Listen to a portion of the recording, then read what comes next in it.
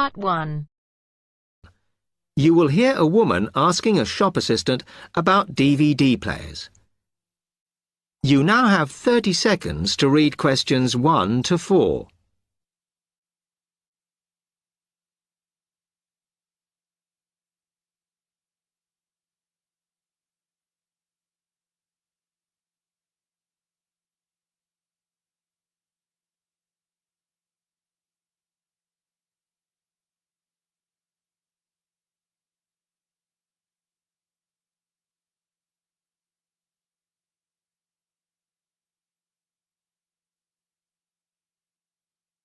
Hello, I'm interested in buying a DVD player.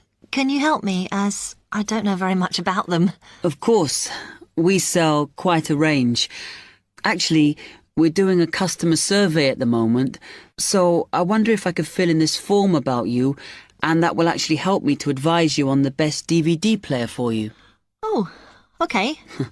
First of all, your occupation. Student. Okay. Then, have you already got a DVD player? No, I've never had one before. Uh-huh. And how much do you think you want to spend on a player? I'm not sure, really, but I have got a budget. My friend said I should allow about £100, but I can't afford over £85, so that's what I'm working on. Mm-hmm. And do you watch DVDs very often? Depends what you mean by often. I don't know what the norm is. Is it about 2 a week? I suppose I watch 3 a month. That's enough for me. Yes. What sort of films do you like watching then? Action movies? Not really. Oh. My boyfriend always insists we watch science fiction movies, but I prefer thrillers. Something to get your teeth into. Okay, just one more. Do you watch other DVDs? Ones that are not films, like music or something? Not much, because I don't want to spend the money on something I can watch on TV, but I occasionally rent out comedy programs, and I fight with my boyfriend over all the sports DVDs he watches. You now have 30 seconds to read questions 5 to 10.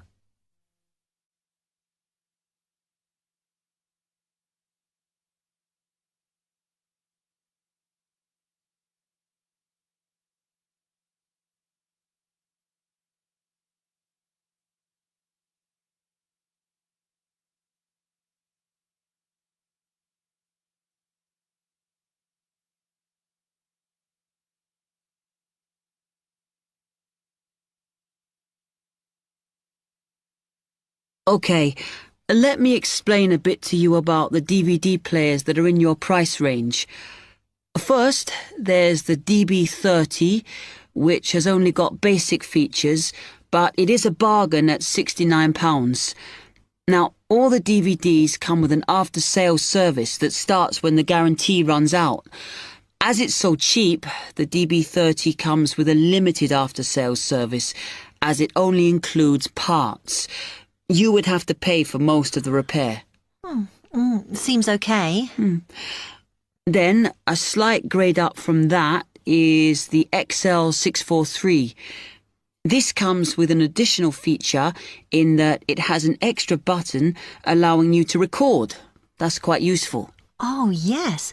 That would mean spending less on DVDs to watch. Yes, so you'd make the extra money back on it that it costs. Let me see how much it is.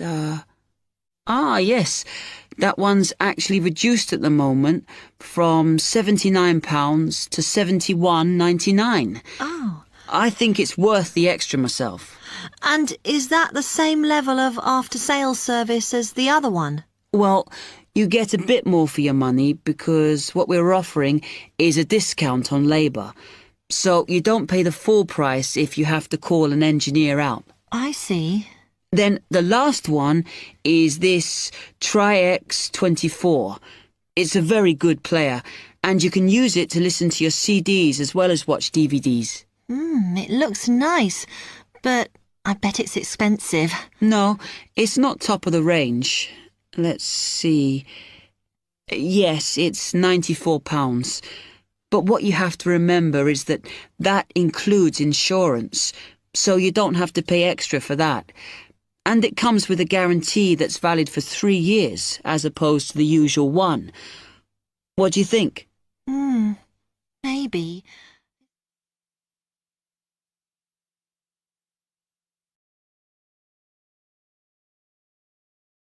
That is the end of part 1. You now have half a minute to check your answers.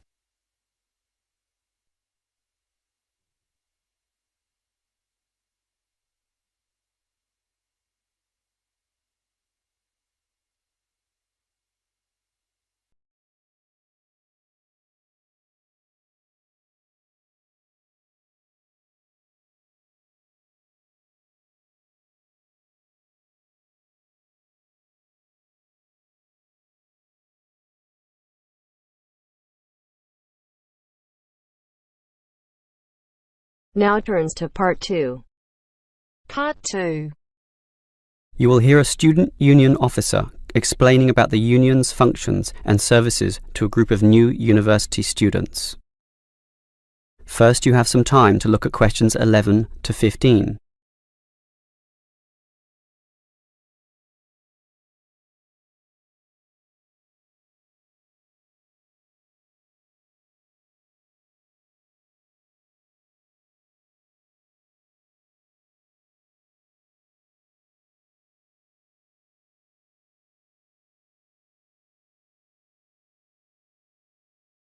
Now listen carefully and answer questions 11 to 15.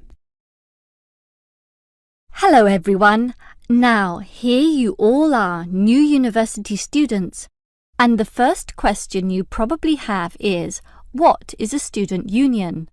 Another question is, do I have to join? Well, regarding this second question, let me say that membership used to be compulsory in the past, but that did cause some controversy, particularly from students who wanted to remain free and unaffiliated, and this university responded. So, joining up is no longer compulsory. It's totally up to you, although I'll admit there is a fairly strong obligation to join, since all students benefit from the large variety of services that we offer. We do understand, however, that many might be unwilling to join because of a supposed political slant to the union. Traditionally, student unions have been seen as being dominated by the left, and I suppose that's still true to a large extent. Here, however, at this university, our union discourages such one-sided viewpoints, and students across the whole political spectrum are welcome. Thus, if you feel that you are a conservative type, in other words, leaning to the right, you are particularly urged to join, to provide a more balanced representation. Now, let me move back to the first question. What are we? We are a formal organisation, but totally independent of the educational body. We make our own rules, rent our own premises, and organise ourselves as we wish, and our mission is basically to help you. For example, do you remember how you all arrived in late February to have an orientation week? That gave you an invaluable induction into life here, right? Well, the student union organised all the festivities at the end of that. The barbecues, partying and drinking, and even the musical entertainment as well. We'll do that again on occasions, and as always, those events take place on the football ground. Now, do you have any questions before I move on? Before you hear the rest of the talk, you have some time to look at questions 16 to 20.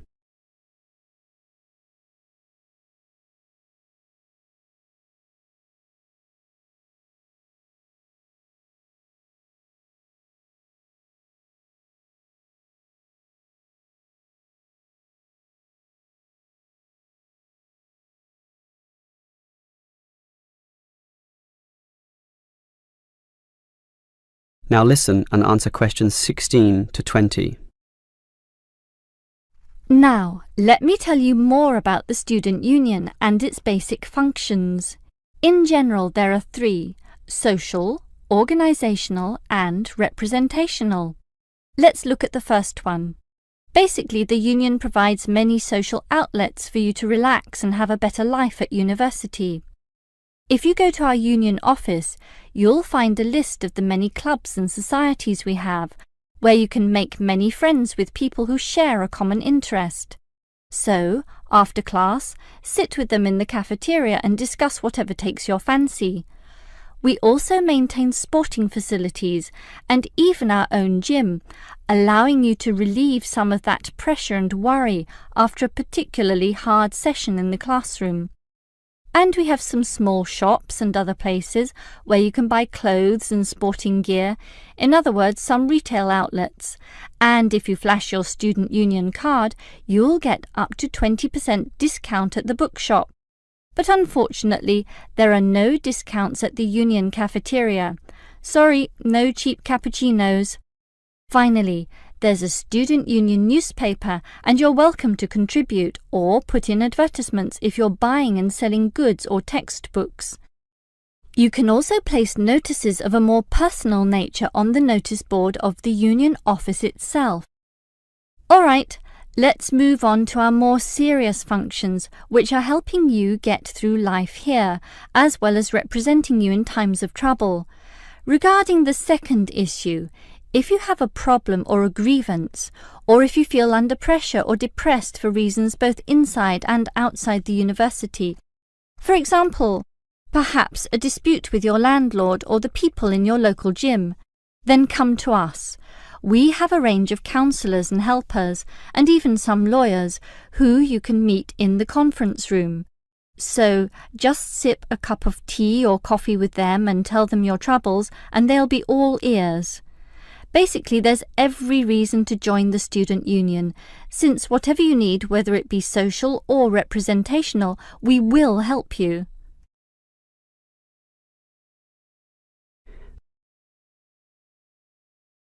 That is the end of part 2. You now have half a minute to check your answers.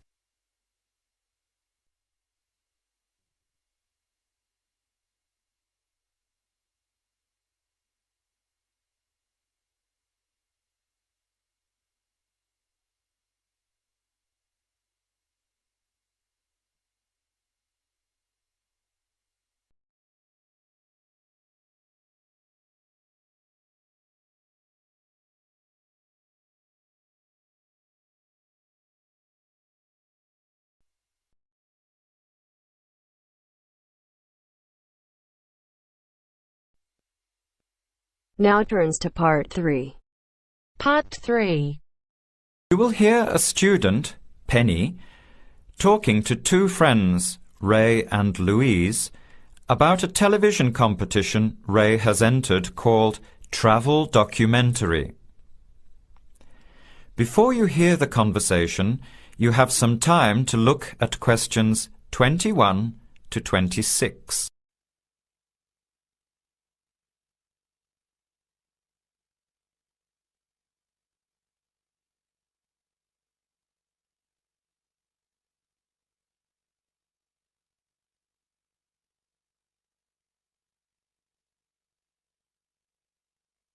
Now, listen carefully and answer questions 21 to 26. Hi, haven't seen you two in ages. What have you been up to? Hi, Penny. Ray is really excited. He's just been shortlisted for Travel Documentary. He could be off travelling around the world for 3 months. Travel Documentary? What's that? You've never heard of it? Don't you watch TV? Well, actually, no, hardly ever. Especially since I've started working on my thesis. I don't have time to breathe, let alone watch TV. So what's this all about, Ray? Well, actually, it's a competition run by public TV. It involves my two great loves, travel and filmmaking. Is it that program where people are sent around the world making documentary videos? I have heard of it. Fantastic! So you've been chosen? Not yet. I'm one of 34 selected for an interview next week, so I've made it through the first cut. Yeah, there were over 200 applicants from around the country. Pretty amazing, hey? Well, I've been lucky so far. What's the next stage? 13 are chosen from the interview to do a 4-week training course in documentary filmmaking. Then, the 8 finalists get sent off with a video camera to travel around the world. Sounds incredible. What's the catch? The catch is that every 2 weeks you have to send in a 10-minute video from a different part of the world.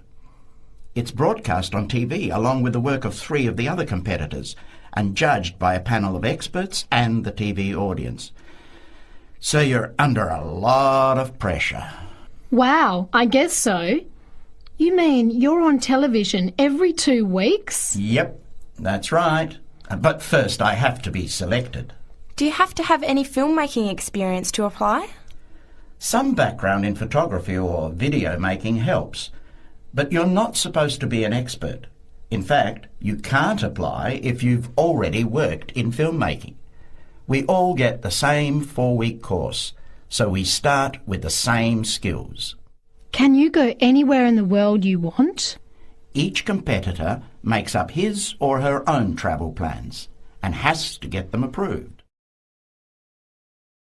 Before the conversation continues, you have some time to look at questions 27 to 30.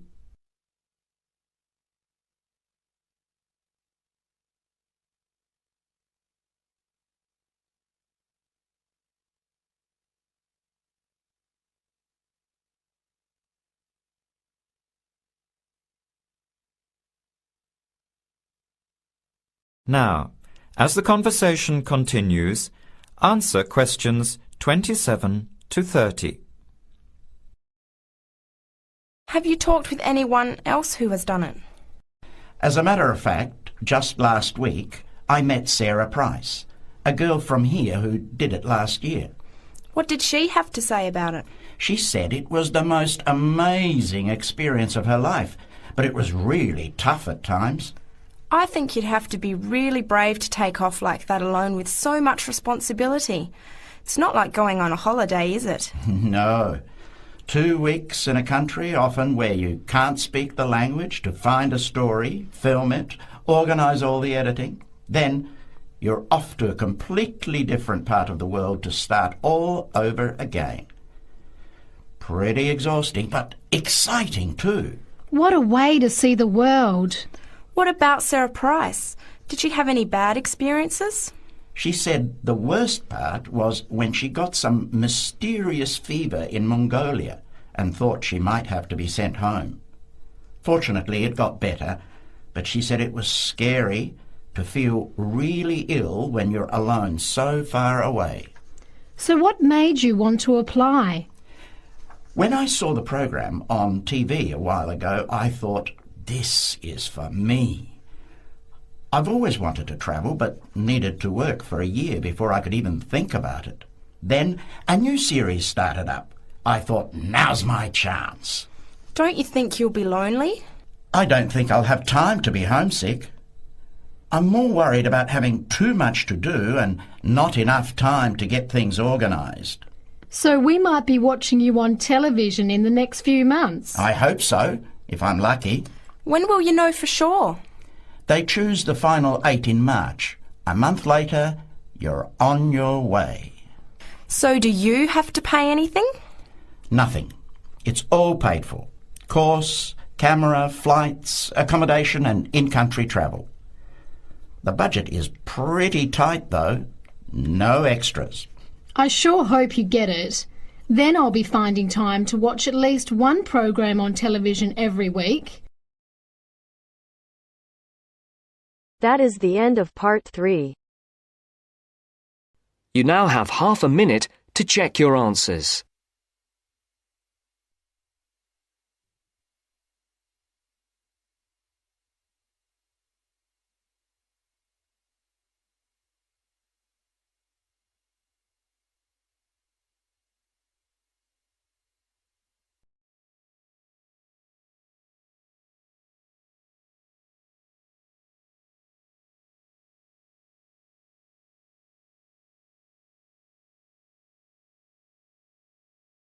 Now turns to Part 4. Part 4. You are going to hear a talk on two famous American presidents. As you listen, fill the missing information in the notes below. First, you have some time to look at questions 31 to 40.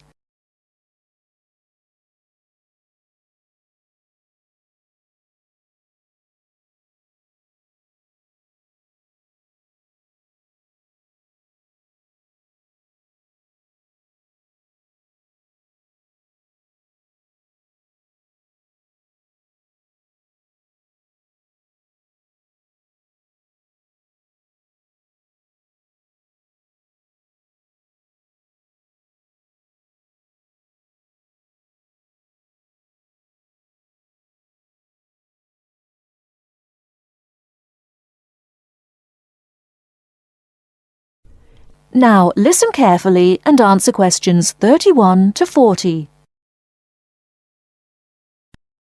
John F. Kennedy and Abraham Lincoln lived in different times and had very different family and educational backgrounds.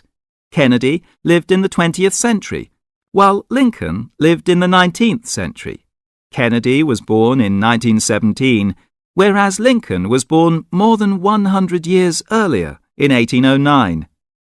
As for their family backgrounds, Kennedy came from a rich family, but Lincoln's family was not wealthy. Because Kennedy came from a wealthy family, he was able to attend expensive private schools. He graduated from Harvard University.